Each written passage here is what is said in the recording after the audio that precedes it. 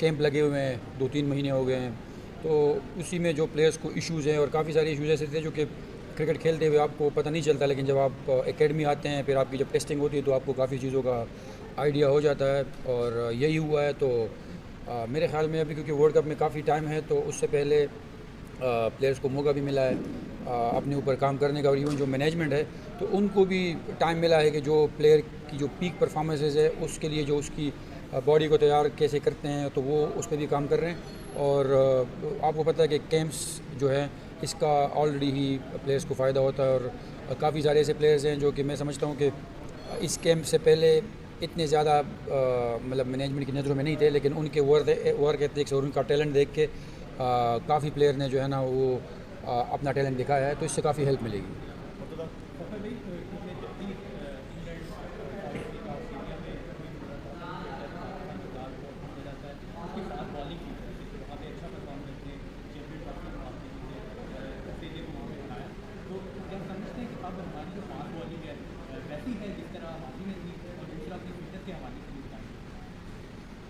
देखिए, जो fast bowling की बात हम लोग कर रहे हैं, मैं भी बहुत सुन रहा हूँ। और जाहिर सी बात है, जब आप जीतते नहीं हैं तो फिर हम लोग बातें भी ज़्यादा करने को मिलती है, और जब आप जीतते हैं तो जो कुछ 19-20 होता है तो वो भी चुप जाता है।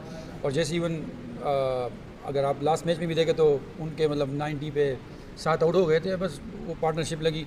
तो ये तो चलता रहता है। और मेरे ख़्याल में हमारे जो फास्ट बॉलर्स है, अभी भी बहुत ज़्यादा टैलेंट है पाकिस्तान में। और मैं समझता हूँ कि मतलब वही वाली बात है कि जब थोड़ा सा जो ये वाला जो फेस चल रहा है, ये हर टीम पे आता है, लेकिन हमें अच्छे की उम्मीद ही रखनी चाहिए। और जिस तरीके से तैयारी चल रही है, मैं आपको एक चीज़ की एश्योरिटी देता हूँ कि आप लोगों को आगे दिखेगा कि बहुत अच्छा हो रहा है। और दूसरी मेरी फ़िटनेस की बात है तो मैं बिल्कुल रिकवर कर गया हूँ, और बैटिंग भी शुरू कर ली है।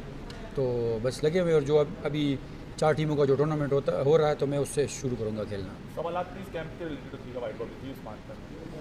ये बताएं कि बैटिंग में कंसिस्टेंसी कितना ज़रूरी है, चाहे वो वाइट बॉल है, रेड बॉल है, तो उसके लिए कितना काम आप लोग कर रहे हैं? क्योंकि पाकिस्तान को बहुत ज़्यादा नुकसान हो रहा है, खासतौर पर बैटर्स की जिस तरह से बैटिंग हो रही है, एक इनिंग में चलते हैं 50 करते हैं, या 2-3 इनिंग्स के अंदर कंसिस्टेंट परफॉर्मेंस नहीं आ रही, तो उसमें प्लेयर्स का कितना किरदार होता है? बोर्ड तो अपनी तरफ से कोशिश कर रहा है, कोचेज भी हैं, क्या समझते हैं कि कहीं ना कहीं पे किस एंड के ऊपर कमी है जो कंसिस्टेंट हम परफॉर्म नहीं कर पा रहे?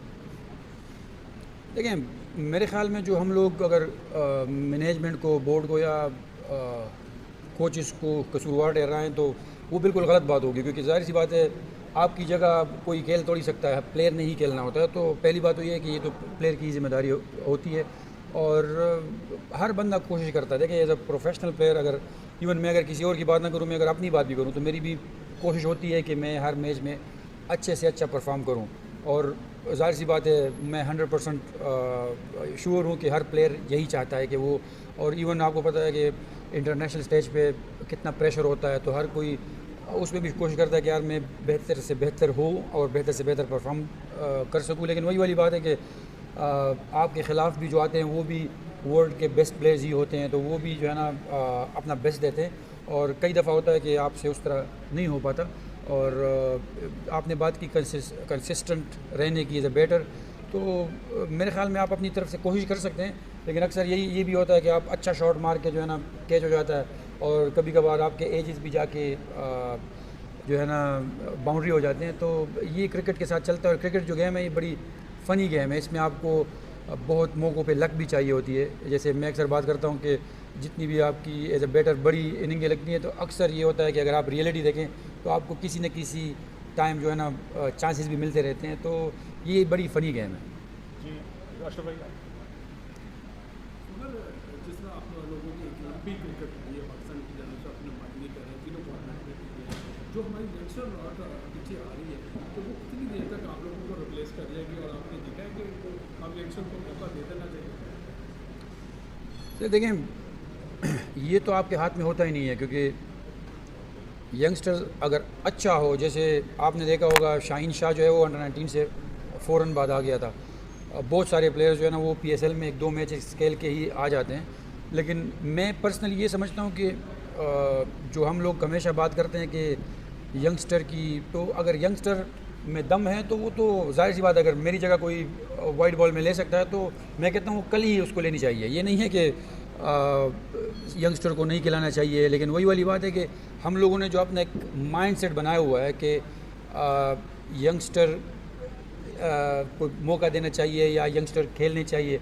अब अगर आप मुझे एक बता दें बात कि जैसे हमारे जो सीनियर लोग खेल रहे हैं, अगर शान मसूद खेल रहा है, इवन इमामुल हक खेल रहा है, बाबर आजम खेल रहा है, तो आप क्या समझते हैं कि कौन सा यंगस्टर उनकी जगह ले सकता है? समझ रहे हैं? तो मैं पर्सनली ये समझता हूँ कि जो यंगस्टर्स हैं वो मेहनत करें, और अगर उनकी जगह बनती है तो आपको मतलब देरी नहीं करनी चाहिए। लेकिन वही वाली बात है कि यंगस्टर को भी जो है ना वो वाली क्वालिटी, वो वाली कंसिस्टेंसी और वो वाला फॉर्म दिखाना होगा। जी उस्मान साहब हो गया तो रामत सॉरी फखर, आपके कैरियर में एक चीज़ बहुत ज़्यादा मैं देखी वो लॉन्जेविटी। आप इनकी से लंबी क्रिकेट आप जिसे कहते हैं ना कि आप खेलते आप कम बैक भी कर रहे हैं, अपने कैरियर को प्रोलॉन्ग भी कर रहे हैं, तो ऐसी चीज़ क्या है जो आपको मोटिवेट करती है कि आप ज़िंदगी से वापस आते हैं, कम बैक आपका ज़बरदस्त होता है, चाहे 2023 का वर्ल्ड कप था या 26 के T20 के जो श्रीलंका वाला गेम था, तो खुद को मोटिवेट कैसे रखते हैं? लेकिन हम लोग जिस स्टेज पे खेल रहे हैं सबसे बड़ी मोटिवेशन तो यही होती है कि आप अपने कंट्री को रिप्रेजेंट करते हैं और अपना बेस्ट देने की हम लोग कोशिश करते हैं। तो जाहिर सी बात है, और इवन आप अगर एक दो मैचों के लिए टीम से बाहर होते हैं, क्योंकि मैं 2000 जैसे आपने 2023 की या 26 की बात की, तो मेरा तो यही मोटो है कि आप अपनी तरफ से बेस्ट तैयारी करें और रिज़ल्ट जो है, जैसे मैंने पहले ही बात की, क्रिकेट बड़ी फ़नी गेम है। इसमें जो है ना आपको ये नहीं पता होता, कहीं किसी दिन आप जो है ना बहुत ज़्यादा उस तरफ महसूस भी नहीं करते कि यार मैं शायद फॉर्म में नहीं हूँ, तब भी आप अच्छा परफॉर्म कर लेते हैं। कभी कभार होता है कि यार मैं अपनी बेस्ट फॉर्म में हूँ, तब भी आपसे नहीं होता। तो ये एक तो गेम बड़ी फ़नी है। लेकिन जिस तरह आपने बोला, तो मैं यही समझता हूँ कि एज अ क्रिकेटर जो है हमें रिलैक्स नहीं होना चाहिए, या आप जो है ना आप जब थोड़ा बहुत अचीव कर लो तो आप उस पर आपको सेटिस्फाई नहीं होना चाहिए। आपको चाहिए कि आप और बेहतर से बेहतर होने की कोशिश करें और बेहतर से बेहतर परफॉर्म करने की कोशिश करें। तो मेरे ख्याल में मैं इसी माइंड से खेलता हूँ। फखर, हम देखते हैं कि डोमेस्टिक में लड़के बहुत अच्छा परफॉर्म करते हैं, वो बॉलर हो या बैटर हो, लेकिन जो ही इंटरनेशनल क्रिकेट में आते हैं तो वो जो गैप है शायद उसकी वजह से वो प्रेशर आ जाता है। तो आप समझते हैं कि इस कैंप में उसमें कुछ काम हो? ये बिल्कुल बहुत काम हुआ है। लेकिन ये जो कैंप लगते हैं या जो NCA की जो ट्रेनिंग है, इसका मेन मकसद भी यही है कि ये जो जितना डोमेस्टिक का और इंटरनेशनल का जो डिफरेंस होता है उसको कम करते हैं, या जो पाकिस्तान ए से प्लेयर्स खेलते हैं उसका भी मेन मकसद यही होता है कि जो डोमेस्टिक के परफॉर्मर्स होते हैं जब वो इंटरनेशनल में जाते हैं तो जाहिर सी बात है बहुत डिफरेंस होता है। तो उसको कम करने के लिए ही ये कैंप लगाए जाते हैं और उसी पे काम करते हैं। और आपने देखा भी होगा कि जितने भी कैंप्स लगते हैं वो मिक्सचर होता है, यंगस्टर्स और मतलब इंटरनेशनल प्लेयर्स भी उसमें होते हैं। तो इससे बिल्कुल हेल्प मिलेगी। और मैं तो ये समझता हूँ कि जो जिस तरीके से पाकिस्तान ए के टूर्स काफ़ी ज़्यादा हो रहे हैं तो उन चीज़ों से भी काफ़ी ज़्यादा मतलब हेल्प मिलेगी। और मैं पर्सनली ये समझता हूँ कि जिस तरह ये कैंप लगे हैं तो इस तरह के कैंप जो है ना वो रेगुलर बेसिस पे लगाने चाहिए यंगस्टर्स के लिए।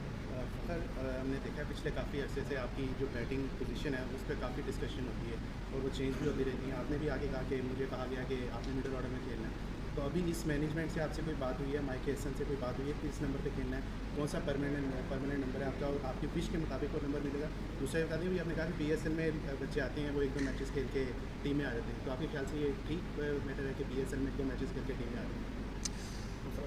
नहीं, मैं नहीं समझता कि एक दो मैचेस से जो है ना आप किसी प्लेयर को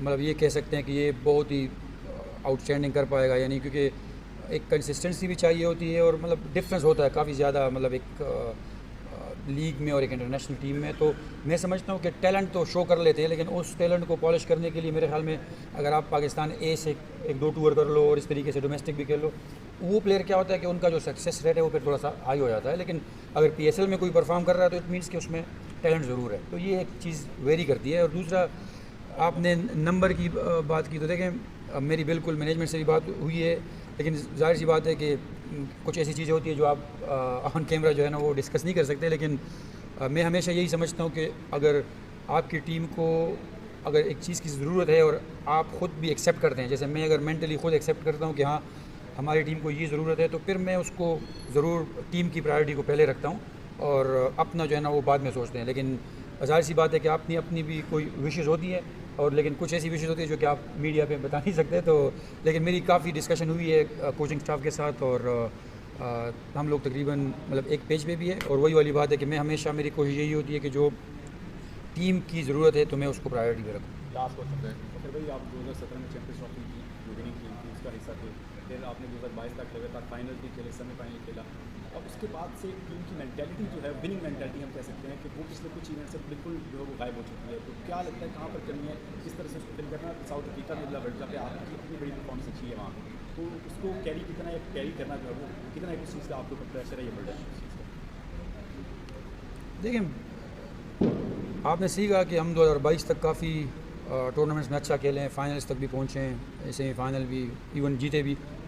और उसके बाद तो ये जो फेजेज़ हैं ये आपको टीमों पे भी आते हैं, इवन हमारी ज़िंदगी में भी हम लोग देखते हैं, आप अच्छे और बुरे टाइम से गुजरते हैं। तो हम अगर इसको यही समझे कि यार ये जो 2022 से जो ऑनबोर्ड जो कुछ साल रहे हैं, ये एक लर्निंग फेज़ को अगर इसको हम समझें। लेकिन मैं जो चीज़ें देख रहा हूँ, इवन डोमेस्टिक सर्किट भी जो उसमें जो चेंजेस आई है, और जो जिस तरीके से टैलेंटेड प्लेयर्स पे काम हो रहा है, तो वो काफ़ी सारी चीज़ें जो है बहुत ज़्यादा पॉजिटिव साइड पे जा रही है। और मैं यही उम्मीद रखता हूँ कि जो हमारा जो एक बुरा फेज़ था जिसमें हम लोग, जैसे आप कह रहे हैं कि मतलब मैचेस उस तरह नहीं जीते जिस तरह 2022 तक जीत रहे थे, तो मैं उम्मीद रखता हूँ कि वो जो है ना इंशाल्लाह ये 2026 ख़त्म होने से पहले ख़त्म होगा, और हम आगे जो है आप लोगों को बहुत कुछ जीत के दिखाएंगे। और दूसरी बात आपने साउथ अफ्रीका की, बिल्कुल मेरी बड़ी अच्छी यादें हैं साउथ अफ्रीका में। और वैसे भी मेरी जो टेक्निक है तो इसको बाउंसी